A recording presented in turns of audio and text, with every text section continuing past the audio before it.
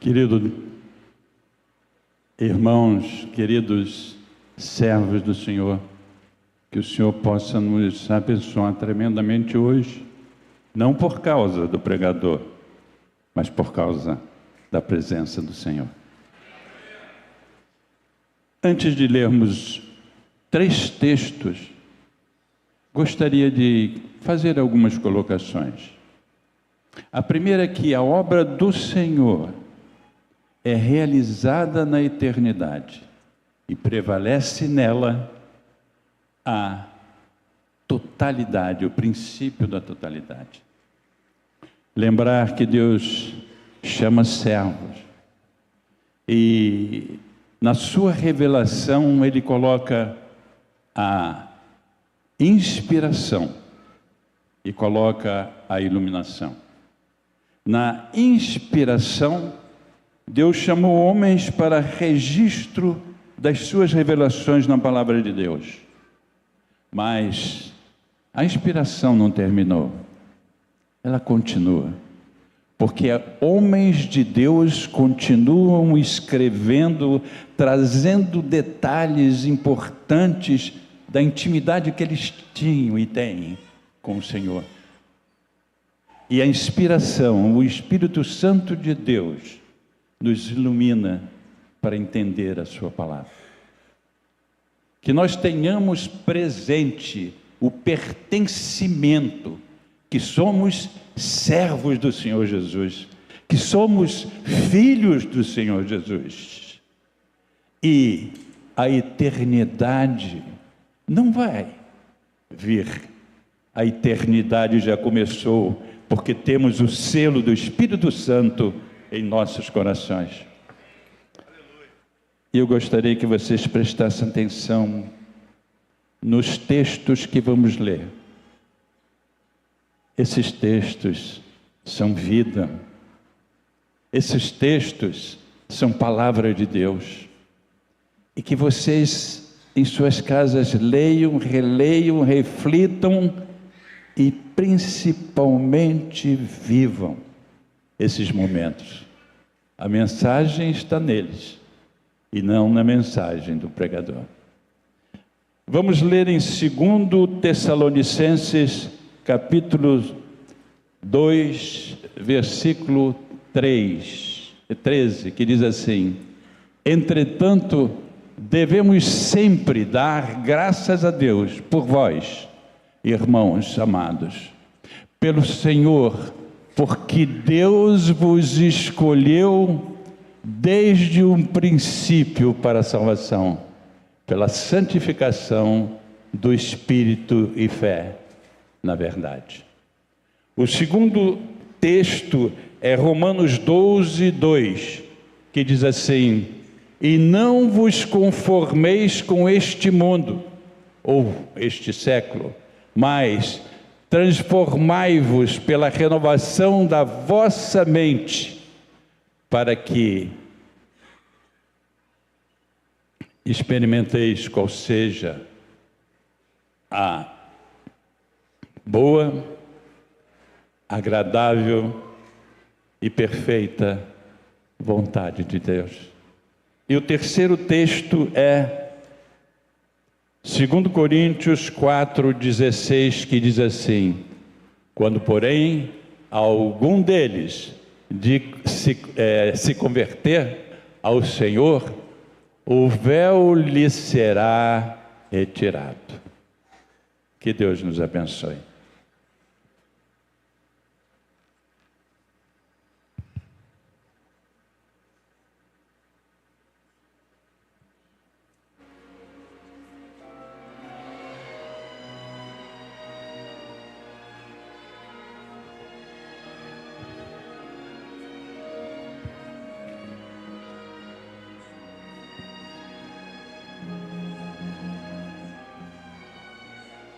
Deus chorou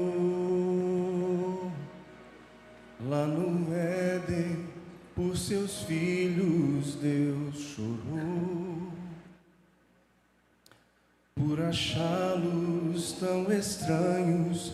Deus chorou nesse pranto tão sentido adivinhou que a semente do pecado germinou. Deus chorou,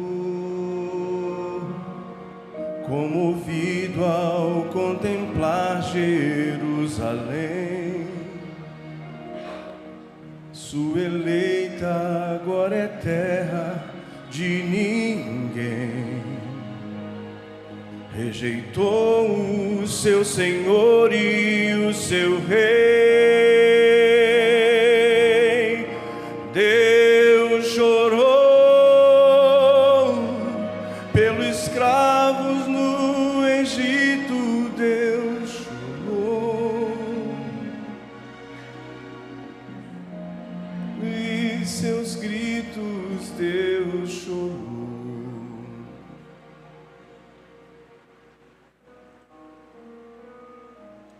Deus chorou quando viu o amor de muitos esfriar, quando viu a intolerância aumentar, viu seu filho do seu pai se afastar, para nunca mais a casa retornar. Deus chorou quando viu seu próprio filho numa cruz, quando viu as trevas encobrindo a luz, a esperança que o mundo desprezou.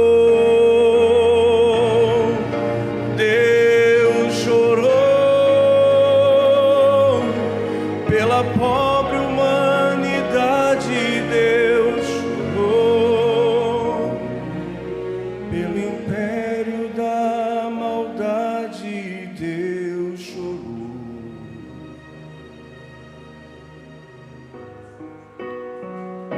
Mas Deus sorriu quando o grande mar vermelho se abriu, quando a força lá do céu se fez notar. Deus sorriu.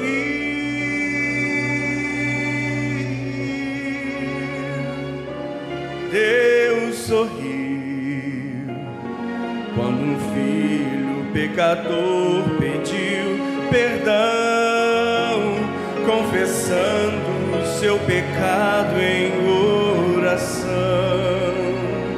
Deus sorriu, Deus sorriu, Deus sorriu, quando o ódio deu enfim lugar à paz, quando viu o evangelho se espalhar, ele viu que o seu amor não foi em vão, viu milhares abraçando a salvação, e no dia em que você o aceitou, Deus chorou e sorriu.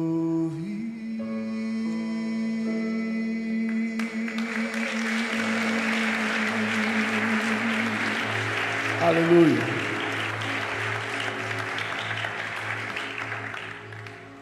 Queridos, Deus te está chorando e ao mesmo tempo está rindo, porque a nossa igreja, vocês já perceberam que está trazendo mensagens, que está trazendo certezas, que está trazendo verdades, e que nos últimos tempos, todos aqueles que aqui se propõem a falar um pouco de Deus, estão falando em melhoria, estão falando em buscar o melhor, estão falando em buscar a excelência. E hoje vamos falar de um texto, vamos falar de uma doutrina que é muito profunda, mas que ao mesmo tempo é muito simples, porque basta apenas seguirmos, vivermos e realizarmos o que Deus está nos pedindo para fazer. Doutrina. O que é doutrina? Doutrina é os testemunhos vivenciais da relação com Deus. Doutrina é a comunhão com Deus. Doutrina é tudo aquilo que na relação do homem com Deus aprendemos como fazer, aprendemos como pensar com o abraço de Deus. Queridos, doutrina é essencialmente o compromisso de viver com Deus. E onde vamos encontrar as doutrinas? E onde nascem as doutrinas? As doutrinas nascem da revelação de Deus.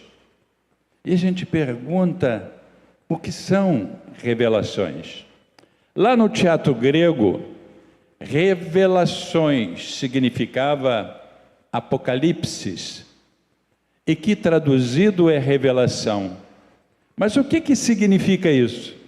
No teatro, quando se descortinava, se trazia e tirava a coberta, e aparecia o que estava atrás das cortinas, e que aparecia o que estava oculto, isso era revelação.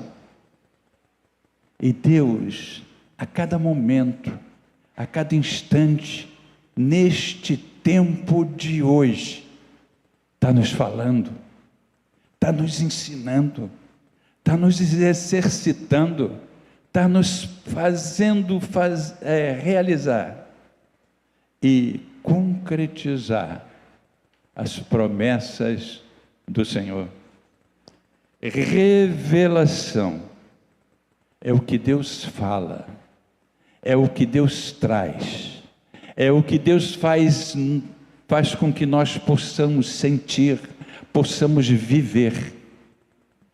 Na linguagem humana, ela não tem a capacidade de registrar o sentimento.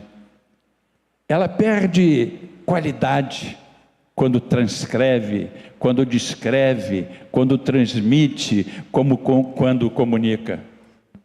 Mas a palavra de Deus é viva. Deus está presente na sua palavra. Deus está ativo na sua palavra. E quando lemos sua palavra, vivemos o que está escrito, vivemos o que sentimos, sentimos o que vivemos. E agradecemos a Deus por essa oportunidade de poder viver, de poder sentir, de poder experimentar esses momentos preciosos com o Senhor. Revelação. Lá em 2 Coríntios, capítulo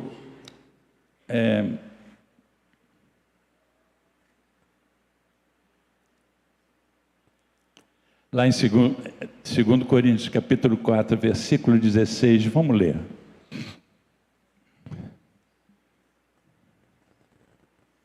Por isso, não desanimamos, pelo contrário, mesmo que o nosso homem exterior se corrompa, contudo, o nosso homem interior se renova de dia em dia. Como diz lá em Lamentações, que Deus, as suas misericórdias, são renovadas a cada manhã.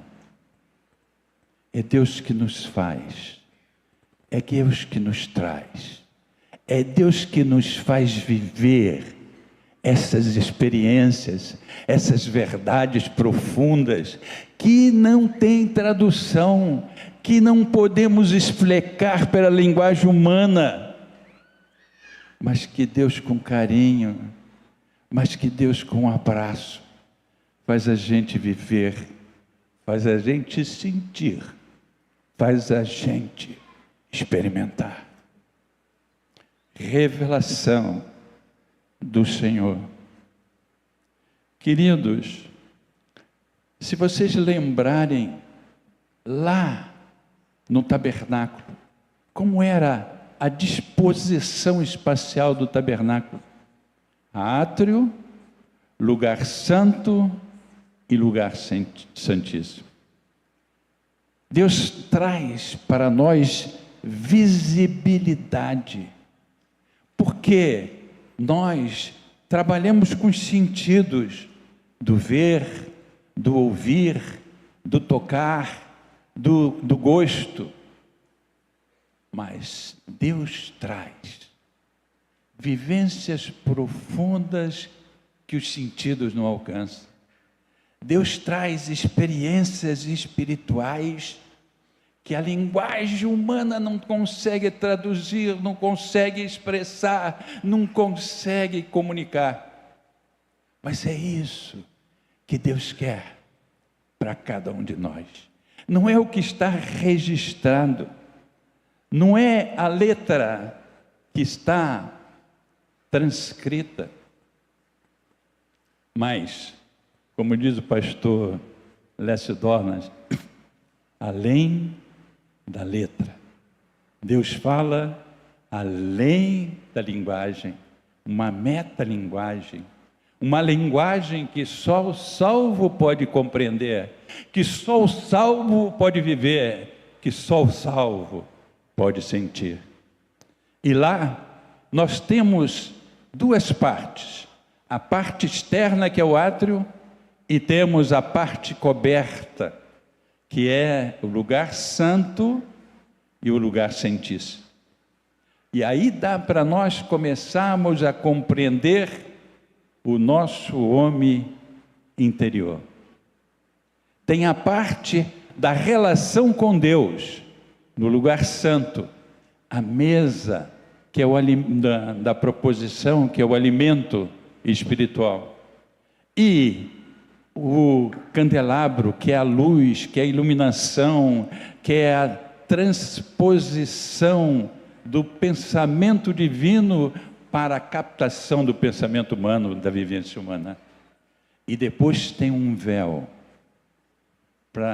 diante do véu, tem o altar das orações, da comunicação com Deus, da conversa com Deus, da intimidade com Deus, para só depois entrar no lugar santo.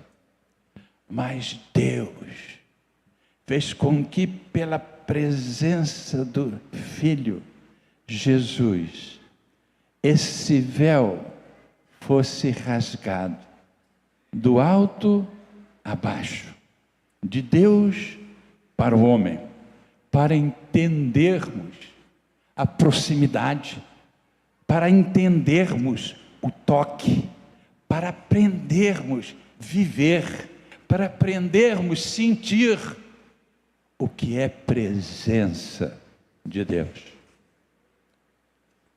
E isso precisamos entender um pouco, porque Jesus sempre usou a parábola, trazia um fato da vida humana, do cotidiano, para entendermos a vida espiritual. É evidente que não existe ligação, mas devemos começar a trindade de Deus pela trindade do homem. Trindade do homem. E a trindade do homem, Deus fala através, lá, vamos ler capítulo 5 de 1 Tessalonicenses, versículo 23, que diz o seguinte: o mesmo Deus da paz vos santifique. Portanto, não somos nós que vamos buscar a santificação, É Deus que, ao se declarar ao homem, que é Deus ao se descortinar para o homem, que é Deus ao se desencobrir para o homem, começa a revelar a intimidade, começa a descrever quem Ele é, para que nós possamos viver esse momento de comunhão, de relação e sentir Deus. Queridos, essa é a integração. E Deus fala lá, continuando, repetindo: o mesmo Deus de Pai, da paz, vos santifique em tudo. O vosso espírito, em primeiro lugar, que vem de Deus. Esse espírito que temos não é nosso, vem de Deus. Alma e corpo sejam conservados íntegros e irrepreensíveis na vinda do nosso Senhor Jesus Cristo. Não estamos vivendo para quando Jesus voltar, estamos vivendo com Jesus, para que quando Ele voltar, o nosso testemunho, a nossa vida, o nosso exemplo, sirva de visibilidade para aqueles que não conseguiram ainda descobrir o gosto, descobrir a vida do nosso Deus. Queridos, é Deus que santifica, assim como é Deus que nos salva. É Deus que faz com que possamos viver momentos espirituais.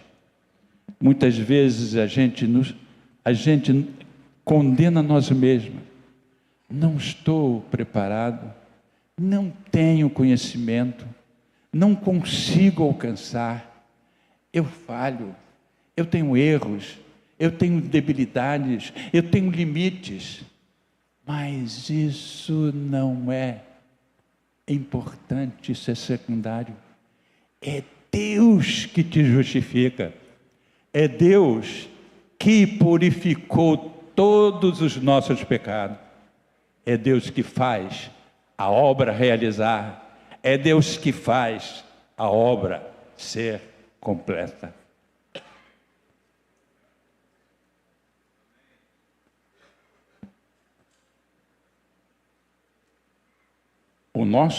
A trindade do homem tem sentido, porque nós somos imagem e semelhança de Deus.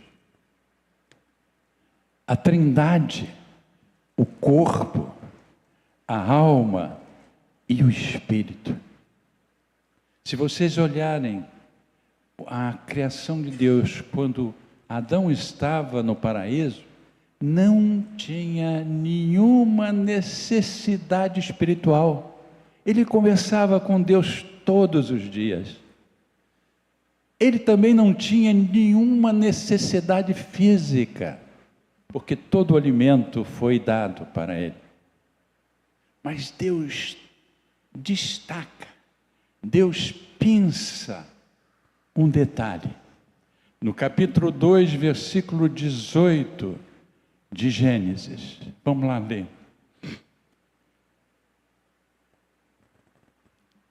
E disse mais, é o Senhor falando, o Senhor Deus: não é bom que o homem esteja só.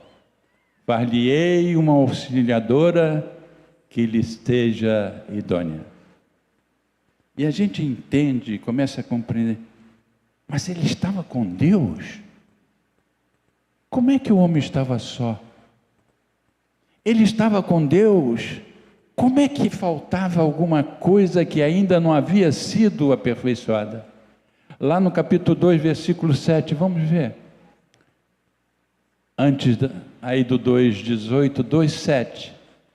Então formou o Senhor Deus ao homem do pó da terra e lhe soprou nas narinas e o fôlego de vida. E o homem passou a ser alma vivente. Então o que entendemos é que o alimento espiritual não pode satisfazer a alma. O alimento espiritual também não pode satisfazer o corpo, como o alimento do corpo físico não pode satisfazer a alma. São três partes indissolúveis, e que uma, a funcionalidade e a operacionalidade de uma atinge cada outro. Há elementos da alma que atingem o corpo, há elementos do corpo que atingem a alma e que atingem o espírito. Então essa ideia de trindade é uma ideia indissolúvel. Essa ideia de trindade é que existe uma coletividade unitária e existe uma unidade coletiva. É essa ideia que devemos transmitir, que devemos transposicionar para a Trindade de Deus. A Trindade de Deus é uma manifestação divina da vida em Deus. A Trindade de Deus é tudo aquilo que Deus conversa, que Deus fala, que Deus faz, que Deus promove, que Deus constrói. Mas Deus não guardou isso para ele. Deus transmitiu para o homem. E quando nós recebemos de Deus esta graça, podemos compreender um pouco, não tudo, do que seja Deus. A Trindade de Deus não ficou só em Deus. A Trindade de Deus foi compartilhada com o homem. Assim como o corpo humano, a Trindade humana, o corpo não pode trabalhar sozinho, a alma não pode exercitar sozinha, nem o espírito, trabalham em unidade.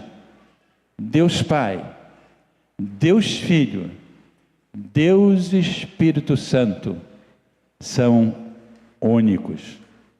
E às vezes a gente tem a tendência de achar que quando Cristo está falando, é só Cristo que está falando.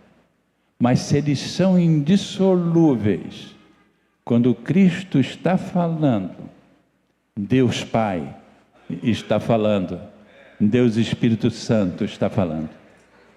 É isso que é difícil entender, é difícil compreender, mas temos que viver. Não temos que buscar respostas, não temos que buscar explicações do que seja isso ou aquilo, mas temos que viver a presença de Deus. Isso é que funciona, isso é que operacionaliza a nossa vida em Deus.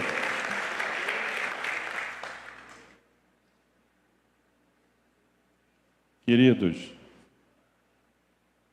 a Trindade de Deus é manifesta, mas aonde está isso na Bíblia?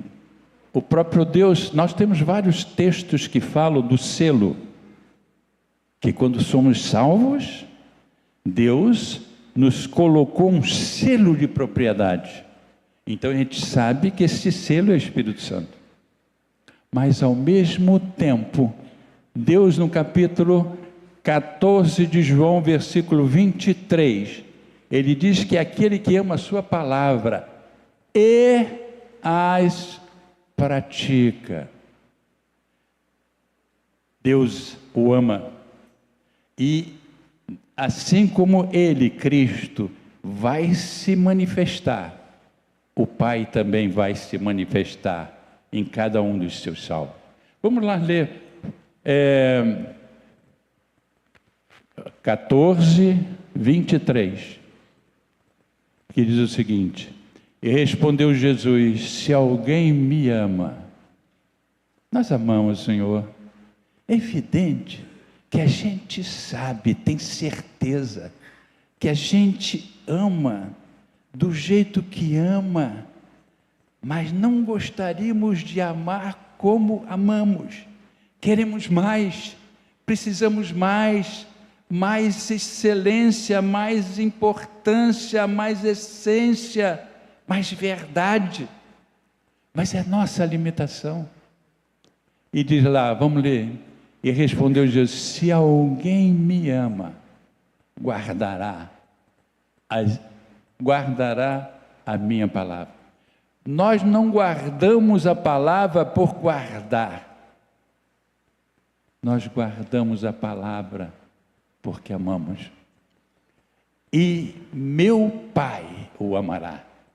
E viremos para Ele e faremos nele morada. Vamos lá ler Efésios 2, 22. Quando Paulo fala, vocês repararam que os 3 textos citados aqui foram Paulo, né? Paulo que sabia tudo cognitivamente de Deus, racionalmente de Deus, conhecimento de Deus, mas não tinha Deus.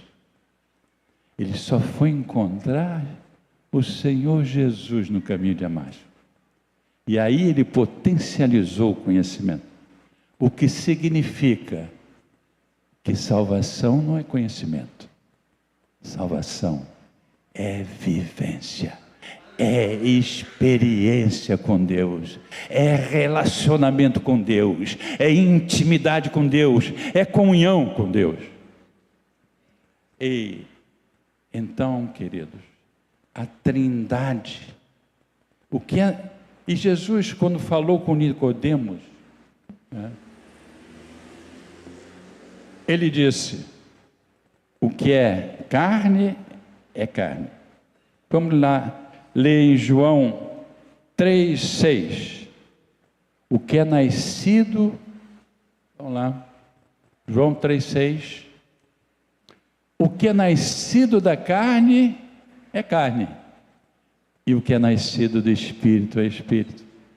Nós somos nascidos do Espírito, não por vontade nossa, mas está lá em João 1, 12, 13. Nascemos e fomos gerados por Deus.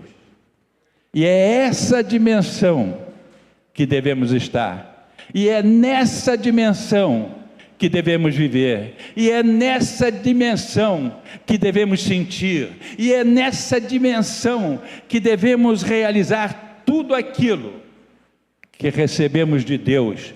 Não por cumprimento da lei, não por cumprimento de verdades, mas por sensibilidade e por amor. Um amor que não é nosso, vem de Deus. Lá em Romanos 5,5, vamos ler, para a gente entender, para a gente buscar, para a gente querer. Ora, a esperança não confunde, porque o amor de Deus é derramado em vosso coração. O amor não é seu, o amor é de Deus. Vou repetir. Ora, a esperança não confunde, porque o amor de Deus é derramado em vosso coração pelo Espírito Santo, e é derramado pelo Espírito Santo, que nos foi outorgado. Queridos, a ideia de Trindade é uma ideia, é uma transmissão, é um anúncio de revelação de Deus. A Trindade não pode ser explicada. A Trindade não pode ser transmitida pelo conhecimento. A Trindade é a presença de Deus, a Trindade é a verdade de Deus, a Trindade é vivência com Deus, a Trindade é compromisso com Deus. E não precisamos nos preocupar, nem ficar insatisfeito por não termos respostas. Mas nós temos sentido, nós amamos, nós vivemos, nós queremos mais, nós queremos a proximidade de Deus. Trindade, sim, é coletividade, mas essa coletividade é unitária. É unitária porque é Deus. Deus é o infinito dessa unidade. Deus é coletividade, quem não pode ser dividida, que não pode ser separada. Deus na Trindade, Deus Pai é plenamente Deus, Deus Filho é permanente Deus, é plenamente Deus, Deus Espírito Santo é plenamente Deus. E agora quero lembrar um poeta brasileiro, Castro Alves, que no seu livro Espumas Flutuantes, ele descreve a conversa de Colombo com Deus. E ele diz: vai, Colombo, abre a cortina da minha eterna oficina e tira a América de lá. E Colombo diz para Deus: eu quero marchar com os ventos e ir além dos firmamentos. E a resposta de Deus foi marchar. Hoje, com o que Deus está preparando, com o que Deus está falando, com o que Deus está anunciando para cada um de nós, Ele está dizendo para cada servo: vai, servo meu, abre a cortina da minha eterna palavra e tira a vida de lá. Que Deus nos abençoe.